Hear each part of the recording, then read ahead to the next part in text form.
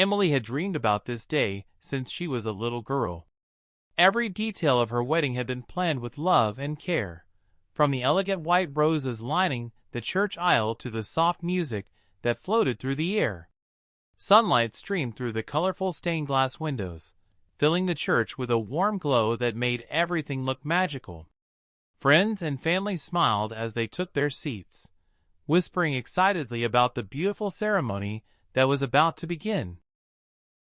Standing near the altar in a breathtaking white gown, Emily took a deep breath and tried to calm the butterflies in her stomach. Her hands trembled slightly as she held her bouquet of fresh lilies. She looked toward the large wooden doors at the back of the church, waiting for the moment they would open and reveal Daniel, the man she believed she would spend the rest of her life with. The wedding planner glanced at her watch and offered Emily a reassuring smile. "Don't worry," she whispered. "Grooms are often a few minutes late." Emily forced a small smile in return. Daniel had always been punctual, but perhaps something unexpected had delayed him. She convinced herself there was nothing to worry about. 5 minutes passed. Then 10. The joyful conversations among the guests slowly turned into confused whispers. Some people checked their phones, while others exchanged nervous glances.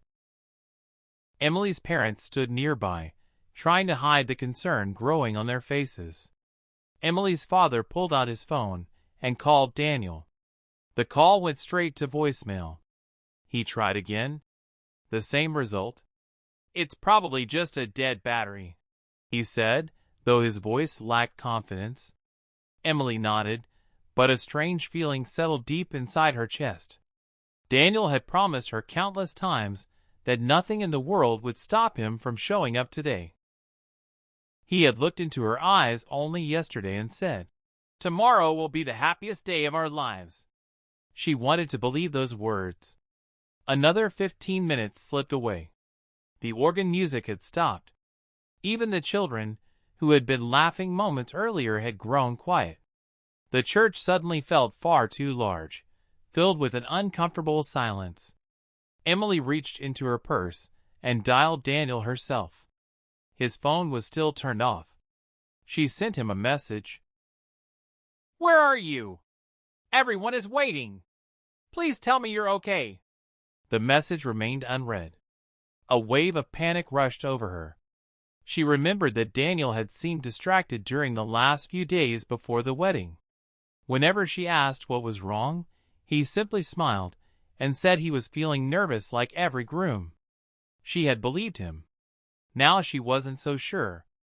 Outside the church, Daniel's best friend, Michael, arrived looking pale and out of breath. Everyone turned toward him, hoping he had brought good news. Instead, he avoided Emily's eyes.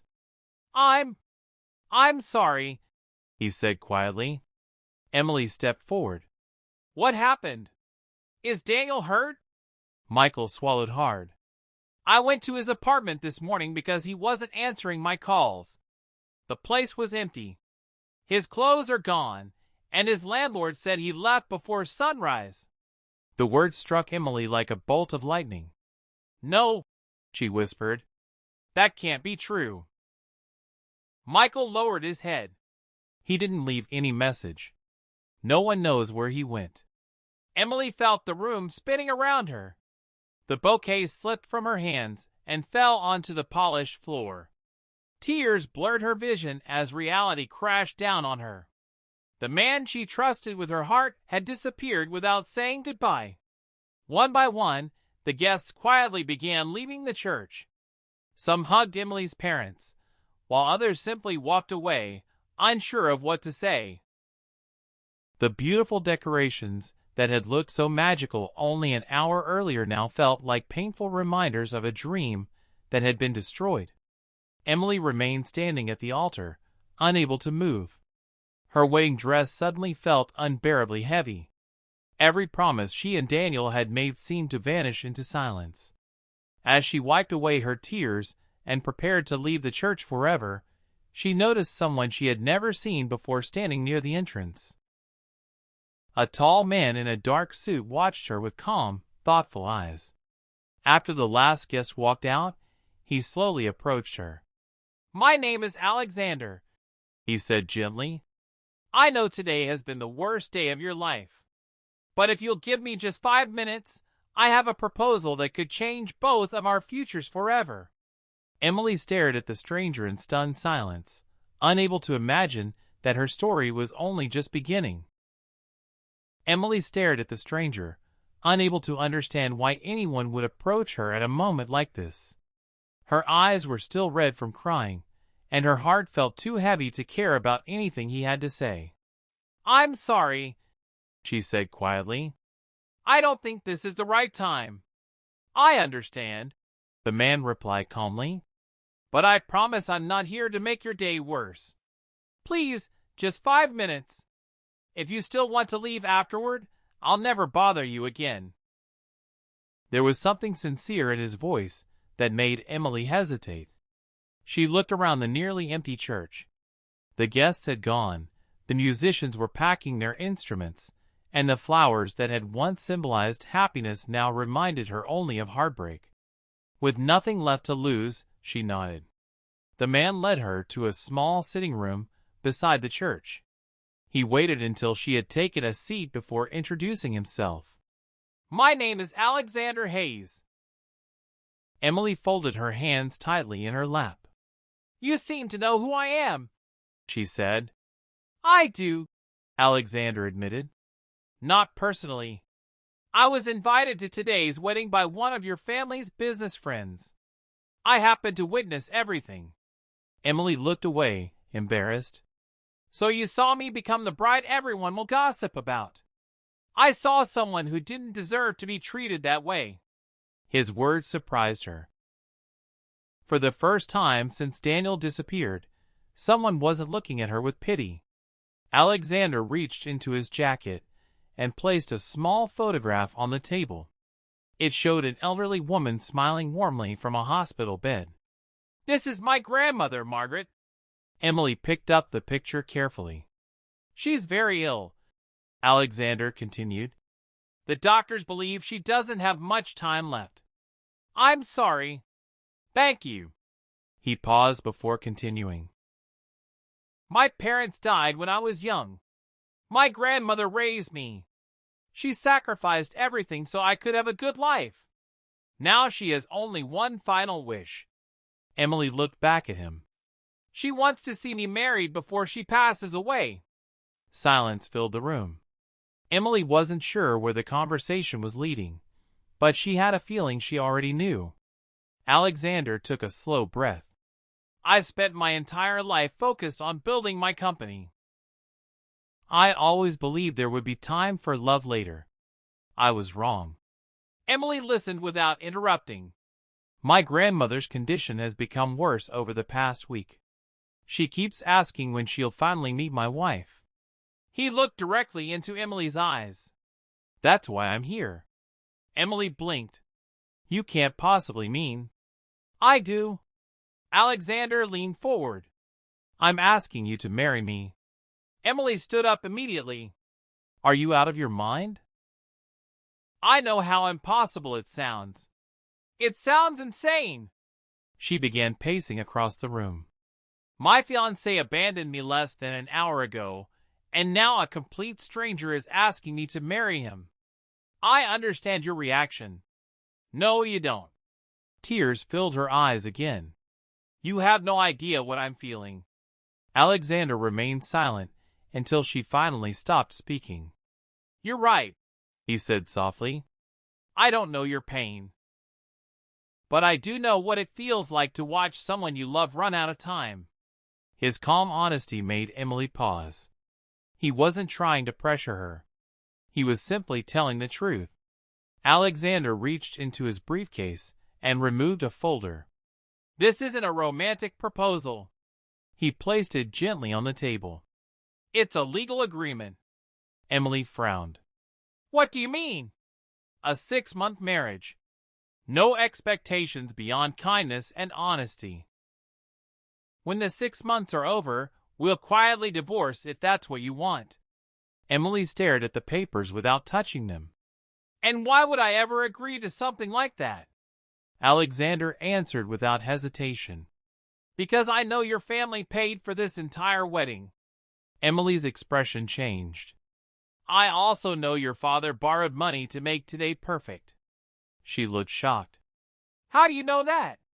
"Our families have mutual business connections," he continued carefully. "If you agree, I'll repay every debt related to this wedding. Your parents won't lose their home. You'll also receive enough money to begin a new life, wherever you choose." Emily's mind raced. She hated that he was right.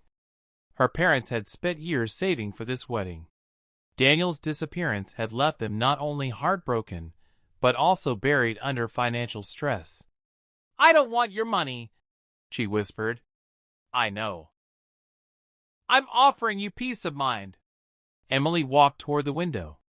Rain had begun falling outside, covering the church windows with tiny drops that blurred the world beyond them. Only that morning she had imagined leaving this church hand in hand with the man she loved. Now she was considering a marriage to someone she had met less than 30 minutes ago. It felt unbelievable. After several long minutes, she turned around. "If I agree..." Alexander looked up. "There will be one condition." "Name it." "No lies. No secrets. No matter how difficult the truth is." Alexander smiled for the first time. "You have my word." He extended his hand. Emily hesitated for only a second before shaking it. Neither of them realized that this unexpected agreement would soon uncover hidden secrets, test their trust, and change both of their lives in ways neither could have imagined.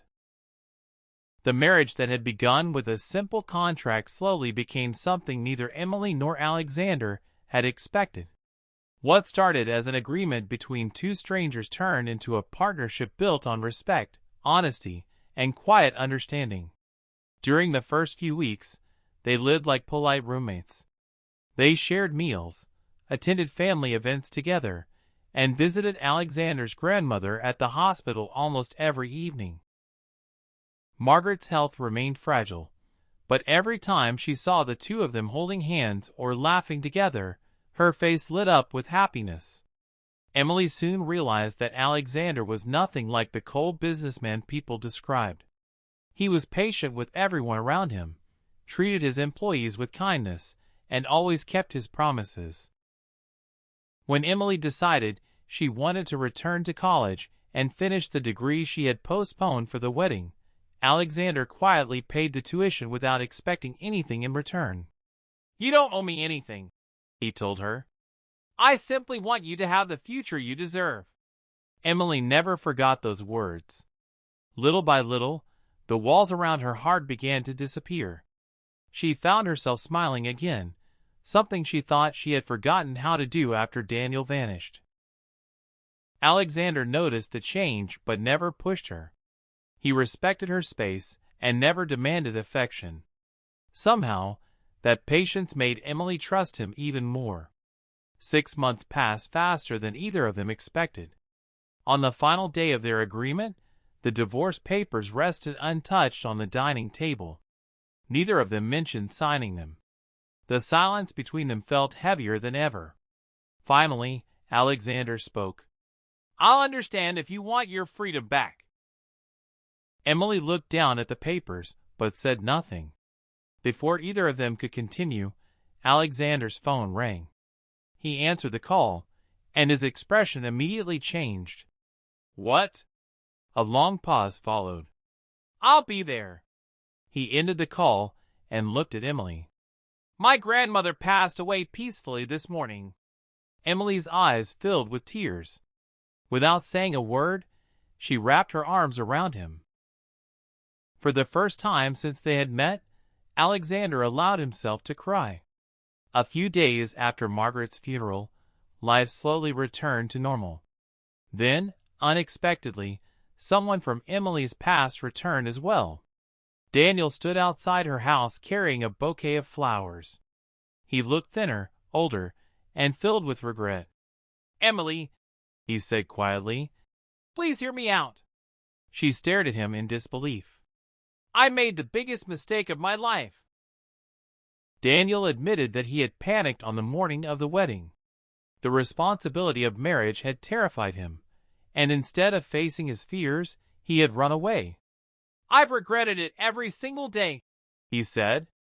I know I don't deserve forgiveness, but I'm asking for one more chance. Emily listened silently. Months earlier, she would have given anything to hear those words. Now they meant nothing. You broke my heart, she said calmly. You left me standing alone in front of everyone who loved us. Daniel lowered his head. I know. I was selfish. I was scared. Emily shook her head gently. Fear doesn't excuse abandoning someone. Daniel looked at her desperately. Do you love him? Emily turned toward the house, where Alexander was quietly watching through the front window. He wasn't interrupting. He wasn't demanding an answer. He was simply waiting.